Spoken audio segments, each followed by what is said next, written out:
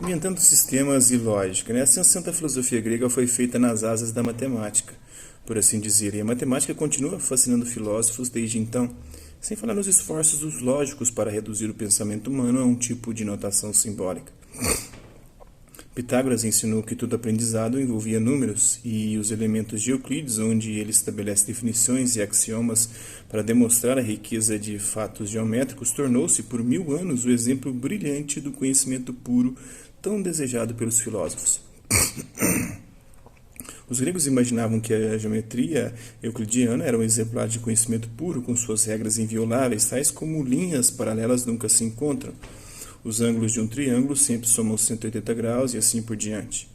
De qualquer forma, a geometria de Euclides é apenas um tipo possível, e há a possibilidade de olhar as coisas de outras maneiras, de modo que linhas paralelas se encontrem e os ângulos de um triângulo somem bem mais que 180 graus.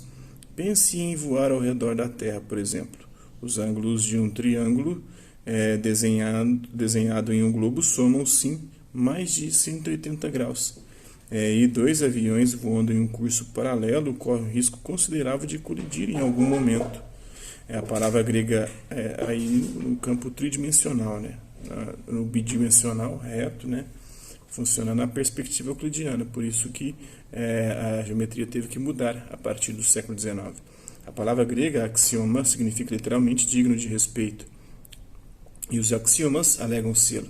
Os argumentos lógicos, matemáticos e filosóficos em geral dependem de certas suposições subjacentes, sem as quais nenhuma progressão pode ocorrer. Felizmente, essas suposições são, em geral, tudo menos certas. Pegue como exemplo os números. O que são essas coisas bobas? Você não pode tocá-los, vê-los e dirá comê-los. Bem, parece que os primeiros números que as pessoas escreveram foram os inteiros positivos, 1, 2, 3, 4, 5. Derivados de montes de pedrinhas ou marcações em gravetos, expressos apenas posteriormente pela notação arábica, né, que nós conhecemos hoje, 1, 2, 3. Os números inteiros positivos são muito úteis e práticos para fazer registros, como quantas ovelhas você tem e para medir terrenos e prédios. Os egípcios e mesopotâmicos logo complicaram as coisas, decidindo que precisavam de frações, também chamadas de números racionais, com a inevitável consequência de não muito tempo depois Pitágoras e seus seguidores descobrirem os números irracionais. Estes não podem ser expressos exatamente nem como fração, nem como decimal, não importa o quanto se prolongue um número, como a raiz quadrada de 2. Conta a lenda que um membro da escola pitagórica foi afogado por revelar a existência de tais números bagunçados para o horror do público.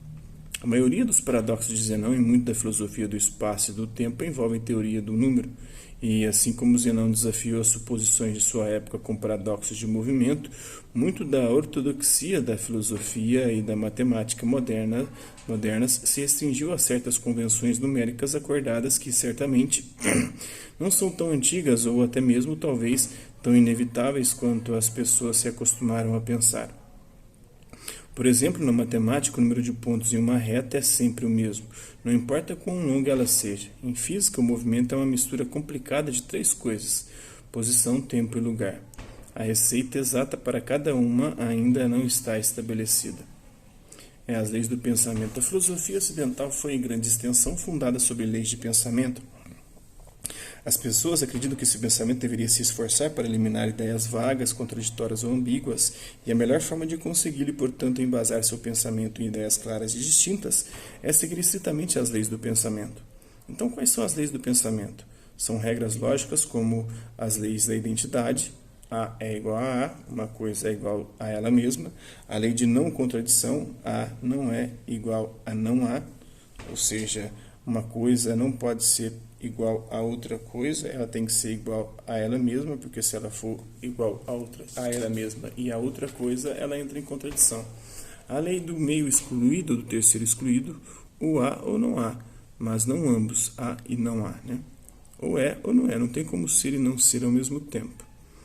Que receita intelectual indigesta, mas, dizendo de outra forma, as leis falam, todas as maçãs são maçãs.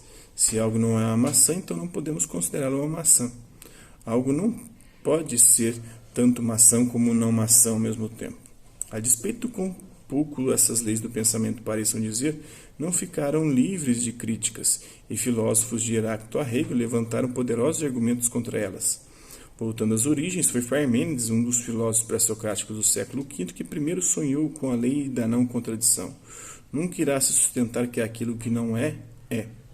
Platão citou essa visão em seu diálogo sofista. O grande Parmênides, do início ao fim, atestou.